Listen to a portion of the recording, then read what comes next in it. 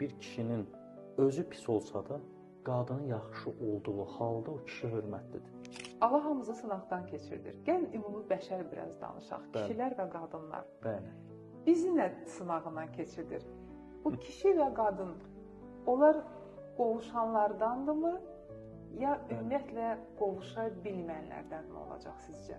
Tarix boyu qadın kişi müharibəsi də olub, anlaşılmazlığı da olub, böyük sevgisi də olub, xəyanətlər də olub, amma tam bir-birimizdən hələ uzlaşa bilmirik. Bəli.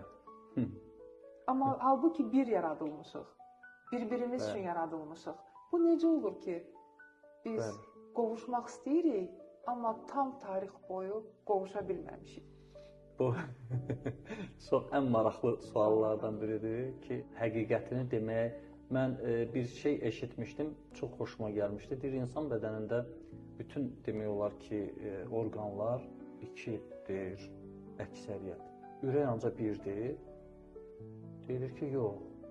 Əslində kişidə və qadında sol tərəfdə də olsa, onlar üzbəüz dayananda, yarını tapanda əslində dolur. Bu boşluqda dolur.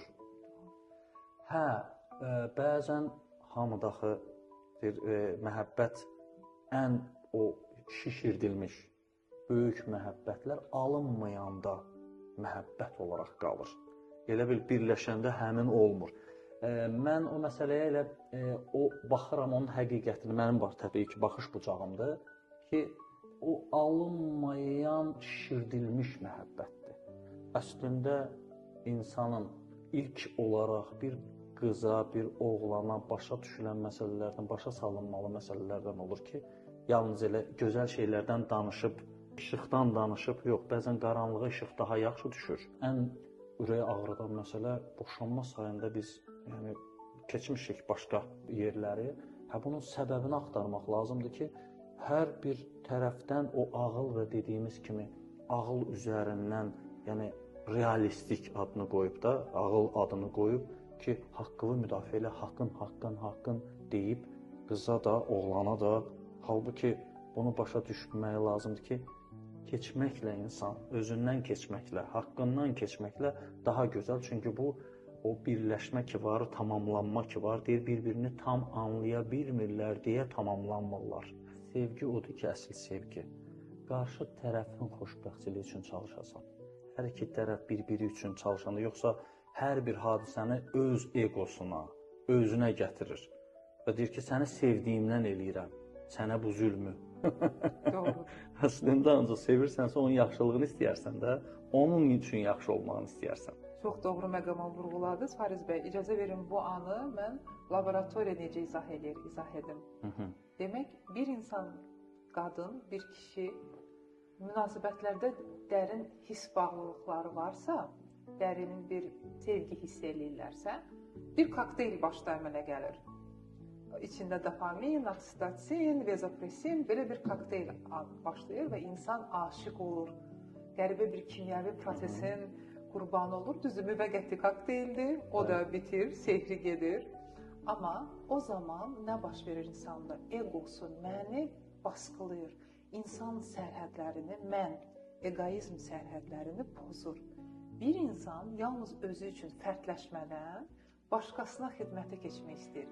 Başqasına paylaşmaq, başqası üçün yaşamaq, başqasında həll olmaq kimi bir iddiaya varır. Maksimum qadın və kişi qovuşması mental olaraq bu halda baş verir. Əslində fiziki halda biz nə qədər də qadın və kişi bir-birinə əl sıxsalar, qucaqlaşsalar da bu tam qovuşma deyil. Fiziki makro dünyada heç bir insan digər insanla tam qovuşa bilmir. Sadəcə toxuna bilirlər. İçəridə elektromaqnit dalğaları var, elektronlardadır. Onlar bir-birini itələyirlər həmişə. Nə qədər sıx əlinizi sıxsaz belə, bir o qədər itələmə prosesi baş verir. Bir o qədər də əslində mənim əlimi çək kimi bir informasiya gəlir. İnsanlar bir-birində sərhədlidirlər həmişə. Mikro dünyada bir-birini itələmə qüvvəsi işləyir. Ona görə bir adam digər insanda fiziki olaraq, kimya olaraq həll oluna bilməz. Lakin beyin bunu necə həll edir? deyir ki, mental olaraq mən aşiq olsam, onun üçün xidmət eləsəm, mənimi aradan qaldırsam, mən onda həll ola bilərəm. Mental beyin bunu belə həll eləməyə çalışır ki, tam qovuşmaq anını hiss eləsin. Bütün o kokteyl beyində baş verir və biz onda beynimizin düşünmə tərzi fərqli olur. Qərar alırıq ki, bundan sonra mən özüm üçün deyil, onun üçün də yaşayacağam. Daha sonra bu sahədə bizim Nobel mükafatçımız deyir ki, belə bir məsələ var, bəli. Tamamlayıcı effekt. Biz bəlkə qovuşa bilmirik, bir-birimizdə həll oluna bilmir maddələr bir-birində. Amma tamamlayıcı effekti qura bilir. İndi sizcə, bəlkə bizim qovuşmağımız, kişi və qadın qovuşması tamamlayıcı sahədə axtarmaq lazımdır. Bir-birini tamamlayaraq qovuşmaq anlayışını biz tam yaşaya bilərik. Gəlin birbaşa ailədən başlayaq. Bəli. Tamamlayıcı olmaq üçün birinci hərə özü belə deyək də missiyasını bilməlidir. Bəli. 3 kişiyə, 3 qadına aid olsa, ikisi də uşaqlara, bu təxminən bir şey formalaşır orada. Kiçik hökumət. Kişi üçünsə, kişinin vəzifəsi, yəni missiyası, əgər ailədə rəhbərlik, yedizdirmək və qorumaq, qadında ailə mühitini formalaşdırmaq, elmləndirmək və tərbiyələndirmək. Uşaqlarda isə ata-anaya sevgi və itaət dediyimiz kimi gərək istisnalar qaydaya çevrilməsin. İndi ailədə kişi başqa tərbiyədə ola bilir, bunu öz vəzifəsini bilmir. Qadın kişinin yerinə keçib həm rəhbərlik, həm qazanıb gətirmək, həm bunlar qarışdığı halda o deyirsiniz bir-biri ilə, yəni bir-birinə baxmaq yox, eyni hədəfə baxmaq üçün bunu birinci başa düşmək lazımdır ki, mən kişinin yerinə, yəni qadın, kişi də bəzən qadının vəzifələrinə olanda və uşaqlar ki, qadın tərəfdən, yəni anaya bağlı olduqlarına görə rəhbərlik, o liderin, atanın mövqeyini orada onlar üçün böyütməyəndə, ata da ana üçün, bu sözü mən bəyənirəm, əslində ailəni idarə edən qadındır. Müdrik qadın kişiyə elə təəssürat bağışlatır ki, güya o idarə edir. Sözün heç etməməlidir. Kişinin əsas kişi ovçudur. Kişi daha çox, hətta Rəsulullahın İmam Əli və xanım Fatiməni ailə qurandan bir gün sonra ki, gəlir onları ziyarət eləməyə və onlara çox bəsit və sadə bilir. Çöl işlərsən, ev işlərsən. Hə, bəzən xanımlara bu sözlər xoş gəlmir, nə ev, elə biz evə bağlı. Niyə də olmasın? Çünki uşaq, ailə mühiti, yetişdirmə, gələcək nəsil o dediyimiz vicdanlı, əxlaqlı olması. Xanımların ehtiyacdan yox, zövqdən işləməsi, bəzən xanımlar tarixdə də, elə Azərbaycan tarixində də, ümumiyyətlə dünyada da həyat yoldaşını itirəndə və yaxud da normal həyat yoldaşı olmayanda uşaqlarına atadan ana funksiyasını yerinə yetirən olub. Kişilərdə də bu olub. Mövzu bu deyil. Sadəcə olaraq, yəni əsas, amma birinci funksiyalınızı bilək. Birinci kimin nə, yəni insan deyilən bir şey yoxdur. Qadın var, kişi var. Bunların hissləri də ayrıdır. Bunların baxışları da ayrıdır. Allahın yaradılışda kişini yaradıb, qadını ona köməkçi kimi yaratmaqla ki, kişinin əslində liderliyin deyən, onun o Allaha yönəlməsinin yolunu xanımı əslində bu yolda ona köməkçi olur. Hə, niyə xanımlar köməkçi olsun? Bunun özləri, bu böyük bir şərəfdir əslində. Yəni Peyğəmbərimizə xanımları gəlib deyəndə biz də cihada getmək istəyirik. Xanımlar gəlib deyəndə dedi, gedin həyat yoldaşlarınızın xidmətində durun, bu sizin cihadınızdır. Keçən dəfə Özbəkistanda dostumuz Şəfi ateist, qardaşımız ateistdir. Bir danışığımız zamanı dedi ki, yox, kişi sadəcə olaraq bu yaradılış olaraq ovçuluğu birinci götürdü deyə xanım ikinci plana düşdü. Deyirəm, bizim həmin o məclisdə xanımlar da var idi.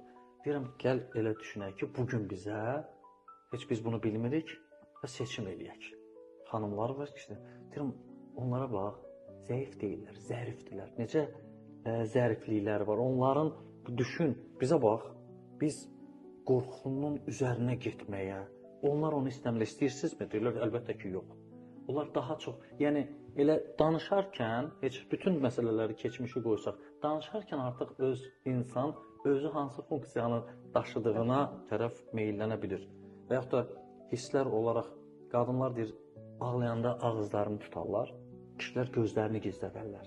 Amma fərqli o qadının qisməti onun səsinin çıxmaması ki, yəni kişinin gözləri, yəni mənə ağlamaq yaraşmaz, gözlərini gizlətməsi. Hisslər məsələsində kişi-qadın hissləri tamam fərqlidir və bunları başa düşürlər ki, əslində bu pis bir şey deyil. Bu əslində Allahın nemətləridir ki, sadəcə onu düzgün istifadə etmək lazımdır. Yəni bununla sən yaşamalısan və bəli, o zəif və güclü tərəfləri bilməlisən. Yoxsa mən zəif, mənə deyirlər, mən güclü olacağam. Kişi vəzifəsinə keçəndə onun axı təbiəti o deyil. Bu tamam fərqli bir şey. Bir eybəcər bir ya da kişi olsun, fərqi yoxdur da, bir eybəcər bir forma alır. Ailə məsələsində, ailə dəyərləri məsələsində övladlara o bir-birindən bir-biri üçün keçmək, qadın kişi öz funksiyasını bilməsin, bu valideynlərin üzərinə düşür. Amma valideyn də bax, gərək ümumiyyətlə deyir, həqiqəti bilsin ki, haqqın yanında olsun da. Çox doğrudur. Əslində bir Azərbaycanlı, bir Türk elinin qadını olaraq deyə bilərəm ki, bizim saydığımız, sizin saydığınız rol bölümü, bəli, kişi ovda, qadın evdə, bu fundamental bioloji statusumuzdur. Amma bu yalnız birinci mərtəbəsidir, amma binanın fundamentidir. Bəli. Bizim evdən başqa, kişinin də ovdan başqa digər həyatı var. Təbii ki. Dostluğu var, zirvəsi var, elmi var, bilimi var, itaəti var, bir çox inancları var. Qadının da elmi var, bilimi var, seçim hüququ var, ər seçmə hüququ var, dövlət başçısını seçmə hüququ var, övlad dünyaya gətirib gətirməmə hüququ var. Bəzən danışıqlarda biz fundamentalda qalırıq. Dünya elə səviyyəyə çatdırıb ki, biz fundamental dəyərlərimizi yadımıza salmaq məcburiyyətində qalmışıq. Bəli. Lakin sosiallaşma elmində bərabərik. Onu mütləq şəkildə səhv anlamasınlar deyə vurğulamaq istəyirəm. Sosiallaşma nədir? Mütləq şəkildə təhsildir, bilimdir. Qadınların elmə göstərdiyi, verdiyi töhfə kişi dünyasına bərabər bəlkə də artıqdır. Ədəbiyyat elminə verdiyi töhfə, o elə bir beyinlər var ki, dünyanı dəyişdirib, mərhəmətə gətiriblər. Kişilər də elə. Üstünlüyümüz yoxdur, bərabərliyimiz var. Üstünlüyümüz hisslərimizdədir. Bir hiss sizdə daha üstündür, bir hiss bizdə daha üstündür. Mərhəmət sizdədir, bağışlamaq bizdədir. Sevgi, formatı belə, siz sevirəm deyəndə başqa bir şey nəzərdə tutursunuz. Sahiblənmək, qorumaq, hörmət. Biz sevgiləm deyəndə tamamilə fərqli bir şey anlayırıq. Sevmək bizdədir, bəyənmək sizdədir. Bir fərqlidir. Eyni söz, kəlmə belə bizi fərqli anlayışlarla gətirib çıxardır. Fizika elmi deyir ki, bir maddə digər maddədə qarışsa yox olacaq. Yəni, əslində, qovuşmaq elə Allahdan da çox doğru bir şey deyil. Tam fiziki, maddi dünyada biz bir-birimizə qovuşsaq, əslində bir cins olaraq vahid ola biləcəyik və həyat dayanar, həyat durar, enerji axını durar. Bəli. Biz öz nüvəmizin, öz ulduzumuzun ətrafında dönən fərqli kainatlarıq. Bəli. Amma bir-birimizə doğru, bir-birimizin cəzb etmə qüvvəsində bir-birimizə töhfə vermək, var olub başqa dünyaları yaratmaq, yəni ailə yaratmaq, cəmiyyət yaratmaq bizdən sonra üçüncülər əmələ gəlir. Onu yaratmaq qüdrəti Allah verib bizə. Bəli. Ona görə kişi, siz doğru deyirsiniz ki, kişi enerjisində qalmalıdır. Qadın enerjisində öz ulduzları ətrafında fırlanaraq bir-birinə doğru və bir-biri ilə yan-yana olmaq mütləq aliliyinə gəlib çatmalıdırlar. Bir-birində həll olmaq yaxşı hala gəlmir. Ayrı qalmaq da soyuqluq və yoxluqdur. Amma birlikdə yaşamaq mədəniyyəti, qavuşmaq maksimum, siz demişkin, bir hədəfə yan-yana baxıb bir-birimizə deyil, tamamilə önə baxmaq deməkdir. Mən həmişə buna deyirəm, kvant aşiqiyiz biz. Qadın və kişi energetik olaraq bir-birinə aşiqdirlər, amma bir-birində həll olmaq deyil, yanaşı yürüməkdən ötürü. Əlbəttə ki. Çiyin-çiyinə bu həyatı gözəlləşdirməkdən ötürü var. Louisa Hay'in çox gözəl bir araşdırması olub. Test aparıb, düz 7 il müddətində bir çox ölkələr arasında bir sual verib, məşhur bir məsələdir, bəlkə də eşidən olub. Ev yanır, içində sizin həyat yoldaşınız, övladınız və yaxud da valideyniniz. Üçündən birini xilas etmək şansınız var. Kimi xilas edərsiniz? Qərb dünyası soyuq, daha şimal-qərb deyib ki, atamı deyib ki, övladımı xilas eləyərəm. Şərq dünyası bölünüb. Şərq dünyasının kişiləri deyib, atamı xilas eləyərəm, qadınlar da deyib, övladımı xilas eləyərəm. Dəhşət bundadır ki, Luiza Xeyin gətirdiyi bir məsələ, ailə institutunun gələcəkdə şansı çox azalıb var olmağın. Heç bir ər qadınını seçmədi. Heç bir qadın da həyat yoldaşını seçmədi. Halbuki birinci onlar olmuşdular. Hər şey onlardan sonradır. Bəli. Və biz bir-birimizi seçmədiyimiz bu dünyada, kişi və qadın bir-birini seçməyən bu dünyada təbii ki, hansı qovuşmaqdan, hansı uzun müddətli bir partnerlikdən söhbət gedə bilər. Bizim algılamalarımızda ciddi dəyişikliklər ediblər. Düşünürəm ki, özümüzə qayıtmaq, bir-birimizi seçmək, bizdən törədənlər, bizi dünyaya gətirənlərin yerini ayıra bilmək, öz həyatımızı mərhələli şəkildə düzgün, bizə öyrədilən şəkildə qurmaq, bütün hər şeyi yerinə qoyacaq. Hər kəsin, övladın, valideynin öz yeri var. Amma qadın və kişi qovuşa biləcəkmi, qovuşa bilməyəcəkmi? Seçsə, yanaşı yeriyəcək. Seçmədiyimiz bir cəmiyyətdə yaşayırıq. 100% bu dediklərinizdən hamısına qoşuluram. Sözün əsl mənasında ki, yəni kişi və qadın öz funksiyalarını yerinə yetirəndə kiminsə üstün, kiminsə aşağı olan bir məsələ yoxdur. Tamamlayıcı funksiyamız var. Bir-birimizi tamamlayırıq. Təbii ki, və məsələn Rəsulullahın yanına gəlib oğlu deyəndə ki, atam mənə bir söz deyir, anam deyir, get ananın dediyini et. Üstünlüyü Peyğəmbərimiz həmişə, hətta qız övladı məsələsində deyib ki, oğul övlad, qız övlad, deyir qız övlad üstündür. Yəni bu qədər, yəni İslamın, yəni bu məsələyə yanaşması bu qədər üstündür ki, həm də deyir ki, qadın kişini yəni ucalda biləcək. Baxın, cəmiyyətdə necə olur? Bir kişinin özü pis olsa da, qadını yaxşı olduğu halda o kişi hörmətlidir. Amma bir kişi nə qədər yaxşı da olsa, xanımı yaxşı olmayanda o kişi hörmətsizdir. Yəni bir qadına bağlıdır o qədər, yəni kişinin, ailədən də dediyimiz kimi xalq xanımın yanındadır, ananın yanındadır. Kişinin hörmətli olması xanımın çox, yəni bu cəmiyyətdə, gəldik həmin bu tamamlanma məsələsinə. Kişi də xanımı ucaltdıqca, onu uşaqların yanında hörmətli etdikcə, cəmiyyətdə də ona hörmət qoyduqca, ümumiyyətlə də, yəni xanımını sevdikcə, onu Allahın əmanəti bildikcə kişi hörmətlidir.